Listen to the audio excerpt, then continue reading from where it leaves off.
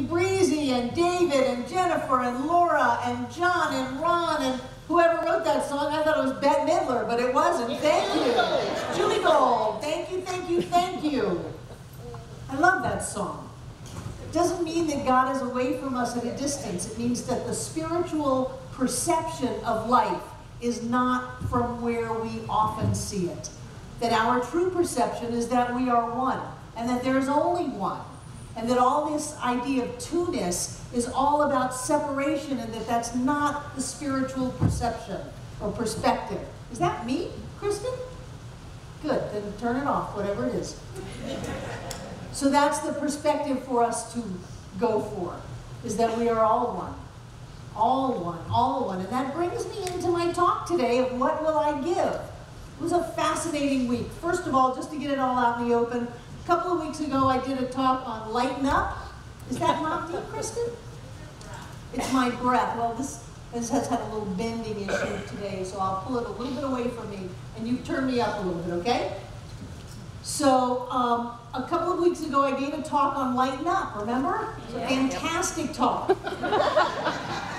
Tuesday, I threw my back out, and I was flat on my back for a couple of days, contemplating all of the different ways that I could, in fact, lighten up and not have the world stop spinning. So it was a very good process for me to realize that I don't always have to be in charge to make everything okay. So I am working on my lightening up, and I encourage you all to do that without the pain of throwing your back out. But during this week, I had a conversation with somebody that I was really surprised at, when once again the viewpoint of what am I going to get out of this came up. And anytime we've been on the spiritual path for any length of time, we learn right away that it's not about what we're going to get. That as long as we're focused on I don't have enough and I want to get something, we're creating I don't have enough. And even though we may finagle things to where it looks like I'm getting something, we're not getting anything other than a reflection of our consciousness that is about not having enough. The true question is, what will I give into this experience? What will I bring? You know, the rock and roll song, you don't always get what you want, but you get what you need. No, you don't. You don't get what you want, you don't get what you need, you get what you bring. That's the only thing that we're going to get out of life, is what we bring into our experience. So my question is, what will I give? Will I give so much that the universe can't help but take that, multiply it, and give it back to me, to where, yippee yay coyote, I've got so much that I don't ever worry about what's in this for me. I have so much that I can give and give and give and have it show up in my life as overflowing abundance. Life is not a used car dealership. Life is a reflection. Life is vibration and reflection. That's all that it is. It is simply the vibration that we bring to it. We want to raise our vibration as high as possible into a concept that we have so much that we can afford to be generous. We can afford to give. If I've got it and it's for the good of me, you, everybody, I want to give it. Otherwise, what am I here for? Am I just going to go through life going, give it to me, give it to me, give it to me. What in the world do I have? I want to go through life saying, what can I give? Give it to you, give it to you, give it to you, give it to you. Look at all that I have. And then I will get that back in my experience. It's like the wonderful words of John F. Kennedy when he said, ask not what your country can do for you, but ask what you can do for your country. Whether it's a business deal, whether it's a lunch with a friend, don't ask what you're going to get out of it. Ask what you can give to it. And whatever you give to it will be the consciousness that you then get from it. Whatever you're getting in life, you put it out there. It's not arbitrary, it's not random. Everything that comes to you in life, you first put into that experience. I remember when John was talking about the two organizations coming together, and one of them wasn't in very good shape. Actually, neither of them were in very good shape. And somebody asked him, if you were a part of this organization, what would you do? He said, I would work really hard to make sure that they're healthy, they're strong, and they're doing what they came here to do. That's the attitude. If something has a lack and you have something to give to it, then that's your job to give to it. Otherwise, you wouldn't be in that situation. It's not an accident that you're there. You've got a piece of it.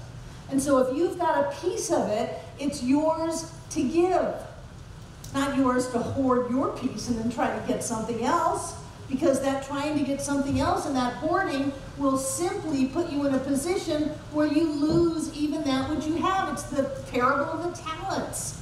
One servant got 5 talents, one servant got 2 talents, one servant got 1 talent. The one with 5 talents went out and made it grow, gave it away, worked it in the community. The one with 5 did the same thing, and the one with 1 took it and said, oh, my master is a really bad guy. I'm going to bury it so I don't get in trouble. I'm going to hoard it. I'm going to cling to it. And so when Jesus came back, what happened? The 10 talents, you get to keep yours. You did a good job. 5 talents, you get to keep yours. You did a good job. 1 talent, oh no. Even that which you have shall be taken away. And he had a lot of curse words in that day that went with that. Because when we hold on to something, whether it's support, whether it's an idea, whether it's an opportunity, then we lose it all. Because the very consciousness of holding on comes from, I don't have enough. And so that idea of not having enough then is what manifests. There is a point where we must realize that we have it all, that we're all connected to everything. How could there be any lack? The only lack I can experience in my life is that which I have created by having a belief in lack of any kind. Well, I can't trust you. I trusted someone 50 years ago and they broke my heart. So I won't trust you. Well, in not trusting, what we create are people that are not trustable. But we picked them out of 7.5 billion of us. We had to comb the continents to find somebody that we couldn't trust. And then, oh, Barbara, it's love. There's this chemistry. It's wonderful. And I'm going, oh my gosh, what are you doing now? You're picking somebody that will outpicture your neurotic beliefs in how life works. And then we go, I knew I couldn't trust anybody. No, you bring your own trust. It's like the story of the traveler who's going up to the new town to live. And someone comes out of that town and they cross on the road and the traveler says, hey, what kind of a town is it? And the person from that town says, well, what kind of a town did you leave? And the traveler said, oh, I left a town where people were robbing other people and it was scarcity and everybody was so mean and it's awful. And the person from that town said, well, that's the way they are here too. And then he walked a little farther and another traveler came along and said, what are the people in the town like? And the person from the town said, well, what kind of a town did you come from? He says, I came from people who were loving and supportive and worked together and we had great prosperity. And the person from the town said, that's what you're going to find in the town you're going to. Because we bring it with us and then we get it. The question is always, what do I bring? What can I give? How can I support this situation? What can I do to make it better? What key do I have to having this work out? There are no accidents. There are no coincidences. You are always where you are by right of consciousness. You may have the key. You may have the key. And when you give that key, then everything opens up. And so you have more. The people around you have more. And all of a sudden, the world is looking beautiful because you have that key. I'm working with someone on the website. Hi, those of you out on the website that email me. I do, in fact, email you back. And I'm working with someone on the website who emailed me either last night or this morning asking for treatment work, that she is working in a hospital that demands people get a flu vaccine. And she said, no, I'm not going to get a flu vaccine. And they said, fine, you have to wear a mask. You just have to wear a mask. So she has been wearing a mask for months and now is tired of wearing the mask and wants me to treat that they changed the policy and she doesn't have to wear a mask and that they never institute this policy again. I can't do that because what she is bringing to the mask is conflict. And if every time I put on a mask, I feel like I've been dissed in some way, that I've been put in some kind of a mask prison, that my freedom has been taken away from me, that I'm fighting the mask, then that's what I get. I know lots of people who are in operation rooms, surgical rooms, who wear masks. People who do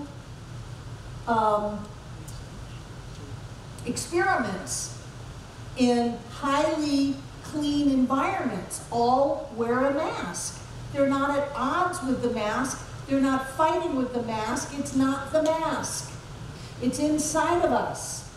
And so if when I put a mask on, and this is a simple, if when I put a marriage on, if when I put a job on, if when I go to buy a house or a car or whatever, do my spiritual practice, if when I put the mask on, I'm feeling at odds with it, I am going to create that in my experience.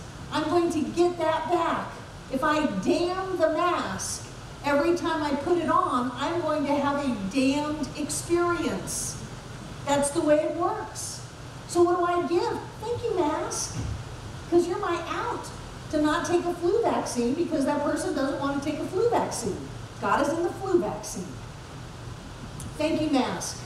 Because you're the solution to my problem.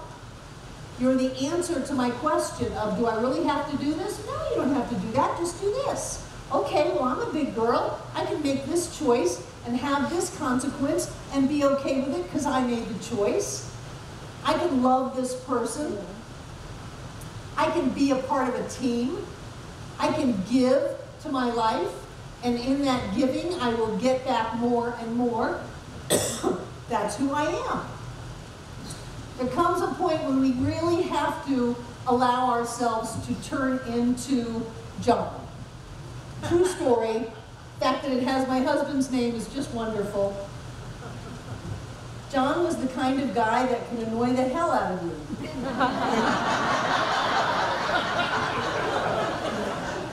He's always in a good mood and always has something positive to say. When someone would ask him how he was doing, he would reply, if I were any better, I'd be twins. He was a natural motivator. Whenever a coworker was having a bad day, John would tell that person to look on the positive side of the situation. Seeing this style really made me curious, so one day I went up and asked him. I said, I don't get it. You can't be a positive person all of the time. How do you do it? He replied, each morning I wake up and say to myself, you have two choices today. I can choose to see the best in life, or I can choose to see the worst. I choose to see the best and be in a good mood. Each time something happens that I don't like, I can choose to be a victim, or I can choose to learn from it. I choose to learn from it. Every time someone comes to me complaining, I can choose to accept their complaining, or I can point out why they're really okay. I choose the positive side of life. Yeah, right. It's not that easy, I protested. Yes, it is, he said. Life is all about choices. When you cut away all the junk, every situation is a choice. You choose how you react to situations. You choose how people affect your mood. You choose to be in a great mood or a lousy mood. The bottom line, it's your choice how you live your life. I reflected on what he said, but soon after I left the tower industry to start my own business. We lost touch, but I often thought about him when I made a choice about life instead of reacting to it. Several years later, I heard that he was involved in a serious accident, falling some 60 feet off a communications tower. After 18 hours of surgery and weeks of intensive care, he was released from the hospital with rods placed in his back. I saw him about 6 months after the accident. When I asked how he was, he said, if I were any better, I'd be twins. Want to see my scars? I declined, but I did ask him what had gone through his mind as the accident took place. The first thing that went through my mind was the well-being of my soon-to-be-born daughter, he replied. Then, as I lay on the ground, I remembered that I had two choices. I could choose to live, or I could choose to die. I chose to live. Weren't you scared? Did you lose consciousness, I asked. He continued, the paramedics were great. They kept telling me I was going to be fine, but then when they wheeled me into the ER, I saw the expressions on the face of the doctors and nurses. I got really scared. In their eyes, I read, he's a dead man. I knew I needed to take action. What did you do? I asked. Well, there was a big burly nurse shouting questions at me. She asked if I was allergic to anything. Yes, I replied. The doctors stopped, the nurses stopped, and waited for my reply. I took a deep breath and yelled, gravity!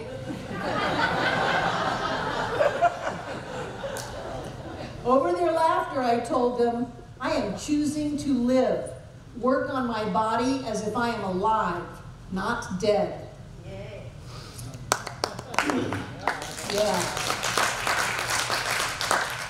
He lived thanks to the skill of his doctors, but also because of his amazing attitude. I learned from him that every day we have the choice to live fully. What do you give? You go into an emergency room, looking at dying, everybody looks at you as if you're already dead. What part are you going to bring to it? It's your life.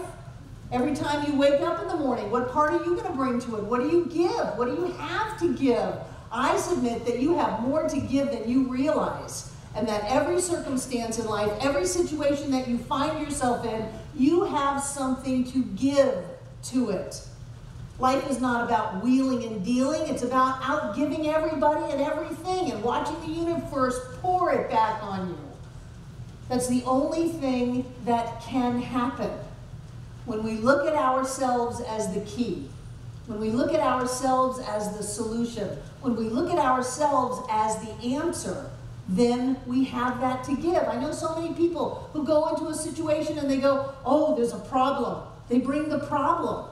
Oh, this is the problem, that is the problem, this is the problem. 99 things are going great except for one. And what do they bring? They bring the one. This is the problem. Well, if that's all you've got in life, what are you going to get? Problems. There is a solution. We may not know it, but there is a solution. So when we say, well, I don't even know what the solution is, but I know there's got to be a solution because there's always a solution. There's always an answer. There's always a way to handle it. It's here somewhere.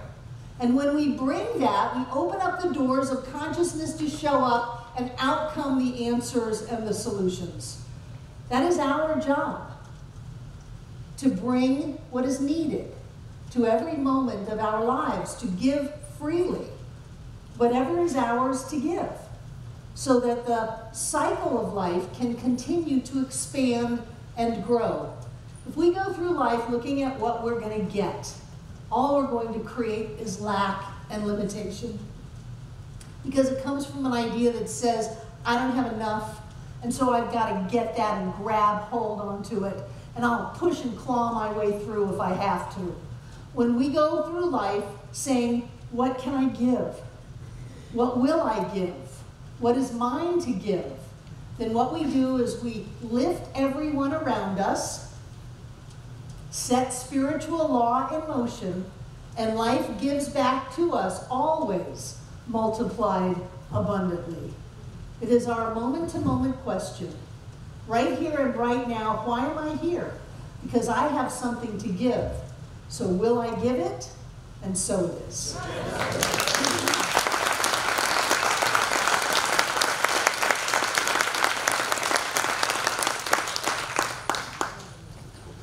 Barb actually chose to give this talk this morning after 4 days pretty much on her back. She's amazing. Will you please acknowledge her again?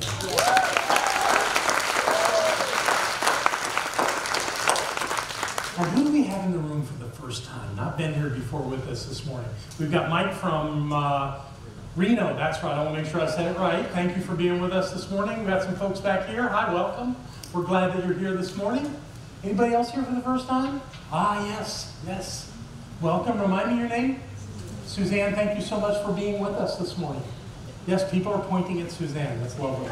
So this card that you've got, if you fill that out for us, we'll just let you know about some of the good things that are happening here. Even if you live far away, we're delighted that you're with us today, and we want to stay in touch. Wonderful. Thank you. Excellent. So everybody being acknowledged that way, let's have our prosperity acceptors come forward. I'll grab these checks that came to us in the mail this week.